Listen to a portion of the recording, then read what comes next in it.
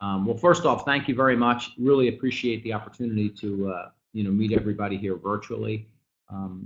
As Jack mentioned, we're franchise attorneys. Give you a little bit of background on myself, both professionally and even personally, to tell you my kind of understanding of this stuff. So I am a franchise attorney. We have a 12-person law firm that just does franchising law in Philadelphia. We work with both franchisors and franchisees. So the documents we're going to talk about, the FDDs, on behalf of certain clients, we write these documents. So someone has, 3 restaurants and they want to franchise that business, we'll, draft the FDDs and the franchise agreements and get them registered and all that. And then, we've brought foreign brands into the United States and gotten them legal. And then on this side of the business, we help a lot of immigrant visas investors who are looking at buying a franchise and going over that document. So we typically will work kind of hand in hand with their immigration attorney and with visa franchise, and it's sort of a team approach. And our lane is really analyzing what they're getting into, what their roles and responsibilities. Sometimes people kind of they wait and they just put this as they get so focused on what's happening with the immigration process and the moving process and moving money, that they don't do that deep dive on the actual business and franchise process and what those commitments are. And that's really where our role is.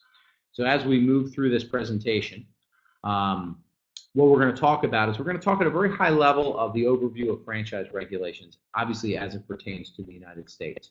Then we're going to talk about the FDD and the franchise agreement. And, certainly people have asked some chats, and we're going to talk about this. Some people are familiar with FDDs. They've looked at them. We're going to go through it at a very high level here. And then we're going to talk about some of the advantages of franchising for immigrants and the role of the franchisor and the franchisee. And that's really critically important to understanding what's happening, is that having that role of franchisees and franchisors and understanding that balance is critical. So, as I said, I am a franchise attorney. We've had this law firm for 8 years, but prior to that, I was in franchise development. So I worked for a brand in Philadelphia called Rita's Italian Ice, about 300 units when I joined, over 500 when I left. I was the head of franchise development, meaning sales. So I would deal with people coming in looking to buying the franchise and the real estate process. So I have a wealth of knowledge. And before that, I actually was a franchise consultant broker to connect people who were looking at buying a franchise. So I've sat in many different shoes. I've worn many hats in the franchising industry. And now my role as an attorney is to really guide people to making a decision. So that's a little about my background. The personal touch is my wife is from Venezuela, and we've been married now for 18 years. So prior to some of the political issues back there, but very familiar. Obviously, she came here as an immigrant. Her family, majority of her family still lives there. We have a lot of friends there. So I am not an immigration attorney, but I understand that process, and I understand the process that that people go through who are looking to come into the United States, and buying a business, and certainly buying a franchise, is a wonderful way to make that step. So as we get into franchise regulations. Franchising is regulated at the federal level. So for those of you coming sort of into the United States, the United States has a bit of a quirky regime in terms of the way our politics works. We have 2 levels of government. We have both the federal government and the state government. Franchising is at a high level regulated by the federal government. So the federal government has a franchise rule, which is essentially what the FDD is. So the franchise rule spells out the federal regulations of what a franchisor must comply with, and then depending on the state you are in, the individual states will have their own set of rules for the franchisor. So it tends to get a little bit confusing, but what you have to remember is you have 2 sets of governments to deal with, the federal government and the state government. So let's talk about the federal government. Basically, at the federal level, it's the big definition. They define what a franchise is. A franchise is essentially defined as using someone's brand name or trademark and intellectual property being charged a fee, and then the third step is control. And that's the one that really determines whether it's a franchise or a license or whatnot. So a franchise is, if it looks like a franchise, it probably is a franchise, no matter what the business is called. So, and that for you, there's a protection there as a potential franchisee that the government says, look, if you're charging people a fee to teach them how to do a business and they're using your name, you're a franchise. And if you're a franchise, you must give them this FDD that we'll talk about in a second, which is the document that drives all the information for you to get and the franchise agreement. I put that middle thing, no private right of action. If there's any, sometimes my clients, my international clients are lawyers, will appreciate this. The reason that it's so important for you to understand these documents and what you're getting into is in certain states, there's no private right of action. If the franchisor doesn't give you enough information and you still make a decision, it's really important that you have your lawyer review that document for accuracy, because you don't have much recourse if the document is not in the proper form. So that's important. And, like many things in the United States, we're not an overly regulated economy. It's a very light regulatory approach. The approach of the government is the party with more information, the franchisor, the one who has all of the information about the system. The approach of the government is we want to give that information to the people who will have less information, the franchisee. So basically, the regulatory approach is give the candidate the information to make a decision, but then once they make the decision, it's on them. So it's really important that you gather all that data before you make a decision. And I say, unlike many state laws, the state regulations, on the other hand, have a little bit level of control. So if you're a foreign company looking at moving into the United States, if this is more relevant to you, but basically certain states, California, Texas, and Florida all have, that we mentioned before, as big states for immigrant visas, all of those have some degree of franchise regulation specifically. Florida and Texas, it's very easy. The state government's not looking at the document. They simply want the franchisor to be registered for sales in that state. California, on the other hand, is very strict. They're going to look at the document, approve the document, push back, make sure the franchisor has sufficient capital and cash in their business to support you. They may even defer franchise fees. So there's a whole host of regulations in some of those big regulatory states like California. New York is another one. Illinois is another one. And Maryland and Virginia, I guess it probably sounds very random to those of you on this call, but Maryland and Virginia are very regulation heavy states, and they have very specific rules in franchising that will even override the provisions.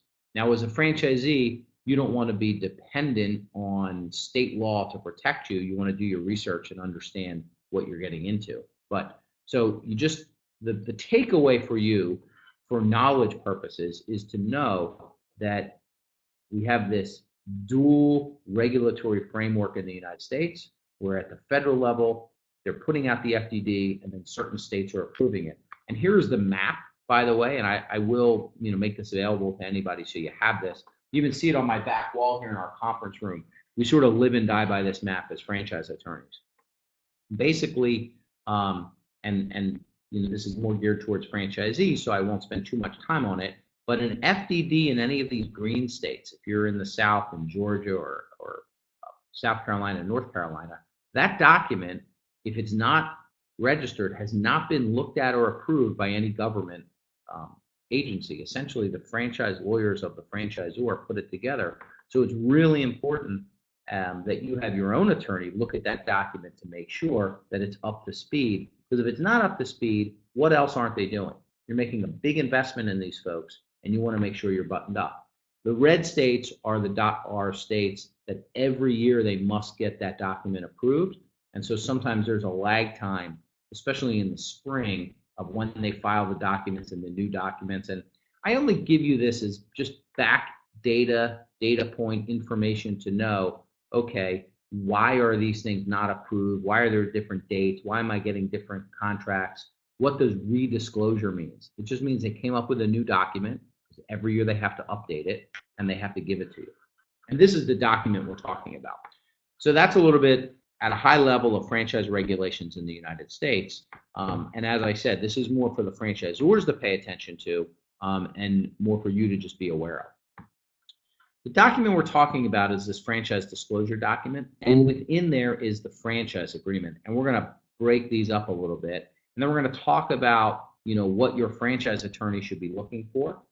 If it's not us, obviously you really should have a franchise attorney, someone who does this all the time. We have a national practice because it would be impossible to have a robust franchise practice just here in Philadelphia. So we have clients, throughout the country in franchising. And then we're going to talk about changes, and that's a question that you always get up. These documents and the changes that you can get are very different than in other contexts of business. So for those of you who have read the franchise disclosure document of certain brands, this is repetitive. This is really a basics for people who've never been exposed to it. The document is about the entire document with all the exhibits could be 130 pages to 230 pages. The more mature the brand is, the larger it is. What the document is it's a picture in time. The franchisor has to tell you as a prospect the state of affairs of the company, and there are 23 items, very specific items. So if you're looking at a Subway franchise, if you're looking at a doggy daycare franchise, if you're looking at a painting franchise, those 23 items are going to be uniform so that the buyers can compare apples to apples. It's going to outline the major fees. It's going to talk about the franchise fees, the royalties, the brand funds. It's going to talk about the management team. You can Google these folks, see what's been done about it. If they've had any litigation, that's going to talk about it. And these are the things you talk about with your franchise attorney. A lot of litigation, there's a lot of lawsuits. Now, the good news is these documents and these brands have been looked at by Visa Franchise Group, and so there's, hopefully they're not going to be in terrible shape. But it's really important that you look at that. They're going to talk about the restrictions, what you can buy, what you can't buy, and really start to tell the story of the business model. Someone had asked a question about item 19, and someone asked a question about item 19, and what that is it's an item that discloses the financial performance of the other franchisees in the system. So these are the kind of things, and we're going to talk a little bit about that at the end, about how you can start to build your own ROI and understanding that. But this document is not boilerplate. A lot of people sort of wash this document under the rug and they say, oh, well, this is just what they have to give out. And so they don't read it. It's the fine print. But I will tell you, especially those who are new to the U.S. and new to the U.S. business market, this is valuable information for you to read, not just as a lawyer. But remember this, it's not the contract. So those commitments and discussions and everything that they talk about there are referenced in the franchise agreement. The franchise agreement is what you're really signing. You're going to sign an acknowledgement of the FDD, the franchise disclosure document. That is okay to sign right in the beginning. That's even okay to sign before you have retained legal counsel. That simply means that you've gotten the document. The franchisors are obligated under law to give you the full FDD, which includes a copy of what will be your franchise agreement 14 days prior. Certainly it's going to be more than that, but at minimum 14 days prior to you signing a franchise agreement and paying them any kind of money. And by the way, it's actually 16 days because you don't count the day you sign and you don't count the day you get it. So it's 14 full days you've had that in your possession. So when they ask you to sign that receipt page on item 23, it's the last page in this 200-page document, that's okay to sign. That doesn't commit you to anything. It's an acknowledgement and proof for the franchisor they gave you the document. And then roll forward, you get your immigration piece lined up, everything's moving forward. And then at the point where you say, okay, I want to sign this franchise agreement. That's the contract. That's the legally binding document that binds you to the franchisor. And what it really is a license agreement to use the trademark and all the intellectual properties. One of the things I like to say is that, you think about it, you're really renting a business model from the franchisor, and then that's done through using their name, using their methodology, using their forms, all of the stuff that comes around with creating a business is what you're paying for as a franchise. So this is a license agreement, and then because it's a franchise, they must give you the FDD. It is more important than the FDD because it's the contract. And contracts in the United States are very enforceable. So what you're signing, you should expect to be upheld. Now, some terms can be overwritten by state laws, certain termination clauses. There's certain laws that are more that swing in your favor as a franchisee. But once again, you don't want to depend on that. If you ever have a problem, God forbid, down the road, you call our office and we'll use those state regulations to exercise leverage to solve a problem, but you don't want to depend on that going into the relationship. So, it's really important, and Jack and Patrick and the rest of the team at Visa Franchise, we've developed a really wonderful relationship because they recognize, and kudos to them. It's very impressive to them.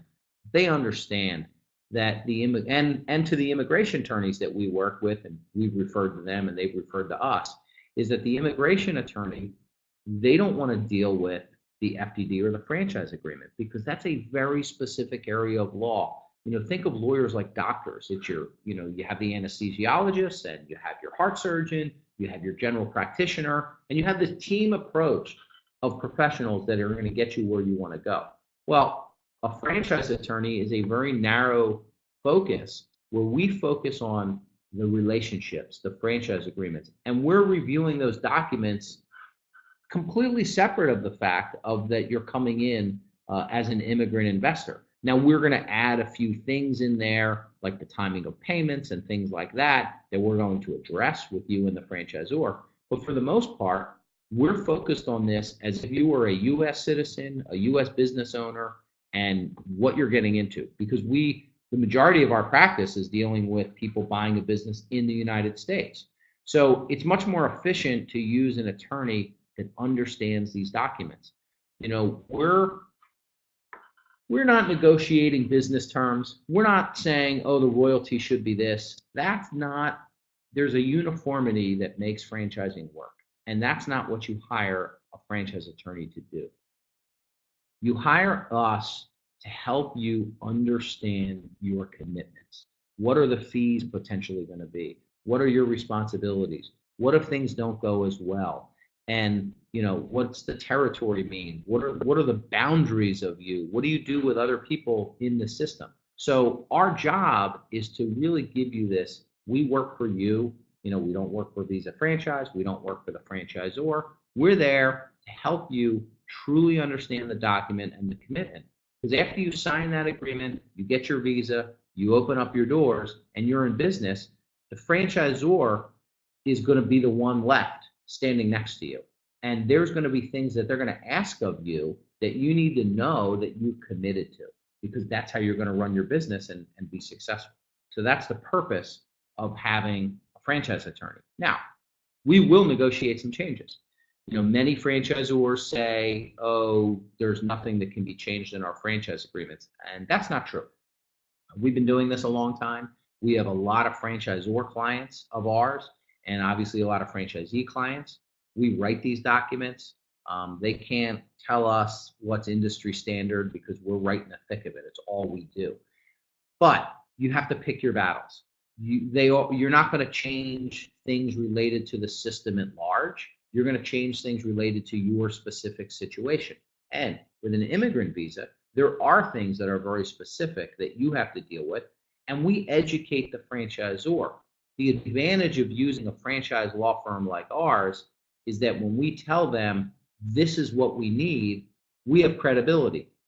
Just like I hope you go to my website, they can go to my website. I probably know the attorneys on the other side. This is a relatively small industry, and everybody kind of interacts. In fact, there may be times that I can't review an agreement because we've written that agreement. So we pick our battles, and take note of that last point, which is something that I think people who are not familiar with American business culture struggle with. Beware of the franchisor that changes too much. What you have to think about in franchising is that you're not only investing in your business, you are investing in the brand. So your success is going to be directly related to the success of the overall brand. And a franchisor that does not care about enforcement of brand standards is potentially a franchisor that's not going to have long-term success. So just because they put in strong teeth and enforcement clauses that are going to work against you, you have to remember they're going to work against your neighbor. So if you're in a town and the next town over, there's a franchisee not doing what he's supposed to be doing, you want that franchisor to be strong because you're part of this group, you're part of this community of franchisees, and to do that. So beware of the franchisor that changes too much, because if he changed it for you, he changes it for everybody, and now you're paying royalties and you're part of a system. You don't have control, and you can't fix change. So you actually want a strong leader as the franchisor. Now we go to the sort of very specific to this topic of the advantages of franchising for immigrants. I think it's really, I've had a lot of successful clients. And one of the things, and as I said, my wife is from Venezuela. I have, I've traveled internationally a lot. I understand that there are differences between U.S. business culture and a lot of foreign countries' business culture. The assimilation process, don't underestimate that. It's very important that you're joining a community, you're joining an ecosystem, so to speak, of a business that is already up and running. So it's not a job, which is great, but it's a business that fits into another one. And all the things that you want to learn about what are the best marketing practices, what are the best ways to explain this business to your customers. I think Jack had mentioned it, that certain businesses that work well overseas may not translate. The United States is a great free market economy. The flip side of that is it is an extremely competitive free market economy. So the mom and pop businesses without the infrastructure and the back end and the technology and the professional branding, they really struggle, whether you're coming into this country or you're just a U.S. citizen. Franchising gets a certain degree of sophistication and scale, which enables the franchisees to be competitive. So remember, this is a competitive market. You have to have a real sharp edge to be successful. So you're learning from the experience of others. One of the most important sections in the FDD, in the franchise disclosure document, is item 20. Write that down or drop me a note and I'll remind you of it.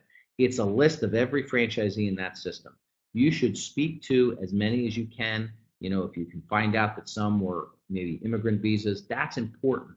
And you're going to develop relationships with those peers, and they're not competitive to you. They're in different cities, they have their own territories, and you're going to learn from each other. And that, I had a client who was a very successful U.S. business person. He made a couple of $1 million. He became a franchisee of a system, and he said his first year, he was so arrogant, thinking, I know everything because I've been successful in another business. And this is a U.S. business person, not even assimilating to the culture. And he said, once I got that out of my head and I started listening to the franchisor and doing what I was supposed to do, I became much more successful. So remember that, it's not a weakness to really be listening to the franchisor. It's actually a strength, and it's a discipline that entrepreneurs sometimes struggle with. And I leave you with that. The business model's been developed, and you have more predictable investment in earnings. And so as an immigrant, it's much more important. You can step into a system and you have a playbook, and you can follow that playbook and continue to build that business. So as I get towards the end of my presentation here, I've talked a little bit about this, but I think this is the key factor of being successful in franchising, is understanding what your role is. If you're a franchisor, you have to understand that your job is leadership. It's to develop the system. It's to create an environment of communication, of transparency, of success. And that's why you as a potential franchisee need to speak to other franchisees in the system. You need to be asking these questions. People get very wrapped up on the ROI. And of course, we're only in business to make money. I understand that. But I'm going to answer that question that was asked in the chat about the ROI in a way for you to understand that you're not buying an existing business or a mutual fund or an apartment building with a certain set of rents. You're buying a business model and you're investing in a business model, and the success or failure of that model is going to be most impacted by how good you are as a franchisee and how much you can understand and passionately follow the system. So when you're asking questions of other franchisees, focus on these three things. How are they as leaders? Do they develop and maintain the system? Is it continually improving the system year after year? Are they learning from the franchisees? Are they learning from the market? As I mentioned, you're contemplating coming into the United States business market, which is a hyper-competitive market that changes very quickly. That's why franchising is successful. Well, how's your franchisor? Are they on top of it? Are they continually improving that business? Are they looking out for the whole team? And are they creating an environment for success? And what's your role as a franchisee? Your role as a franchisee is you're the boots on the ground. You are the person there to implement it. Now, if you have managers in place, if you're doing this more as a third-party investment, you still have to be aware that it's your responsibility for the day-to-day. You have to run the business within the boundaries of the brand. And as I mentioned, I've seen a lot of successful and a lot of unsuccessful franchisees. And I say this, franchisors love when I say it, but I don't say it for anything more than it's the truth. The most successful franchisees are the ones who follow the system. They're always the case in every system and brand I've ever seen or worked with on both sides. Your job is to be the manager and the leader of your own business. You're running your own financials. You're understanding that. And you're really, really doing what you need to do on a day-to-day basis. You're in charge of hiring employees. You're in charge of vetting the employees and the marketing and all the stuff. You're given a toolbox and a system to play with from the franchisor, but you're not buying a business from them. You're buying a business roadmap. Therefore, it's really important that you understand that. That is the role that I think is very important for people to understand. I think we'll turn to some questions here in the chat. Obviously, please feel free to ask some more questions. That's how to get a hold of me. Email is probably best. I appreciate the time here, and hopefully we can answer some questions.